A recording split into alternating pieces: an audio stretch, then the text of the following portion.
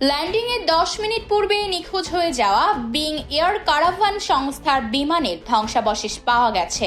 বিমানে থাকা 10 জনের সবাই মারা গেছেন বলে আশঙ্কা করা হচ্ছে। শনিবার এক প্রতিবেদনে এই খবর জানিয়েছে সিবিএস নিউজ। প্রতিবেদনে বলা হয়, আলাস্কার নোম এলাকা থেকে 34 মাইল দক্ষিণ পূর্বে মিলেছে বিমানটির ধ্বংসাবশেষ। সেই ধ্বংসাবশেষ থেকে 3 জনের মরদেহ উদ্ধার করা সম্ভব হয়েছে।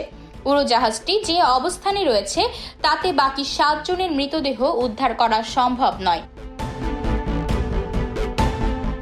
পূর্ব আলাস্কা শহর উনালাকলেট থেকে পশ্চিম আলাস্কার নোমে নামক স্থানে 9 জন যাত্রী ও একজন পাইলট সহ বিমানটি আসার সময় হঠাৎ রাডার নজরদারির বাইরে চলে যায়। ল্যান্ডিং এর জন্য এয়ার ট্রাফিকের সাথে বিমানটির পাইলট যোগাযোগ করলেও হঠাৎ করে বিমানটি উধাও হয়ে যায়।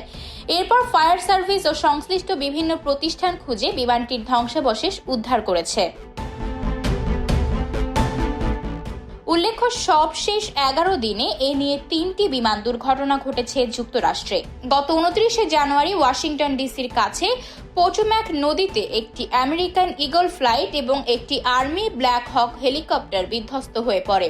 দুটি বিমানে 67 জন লোক নিহত হয়। 31 জানুয়ারি ফিলাডেলফিয়ার একটি মেডিকেল ট্রান্সপোর্টেশন বিমান বিধ্বস্ত হয়ে 6 জন আরোহী এবং মাটিতে থাকা আরও একজন নিহত হন।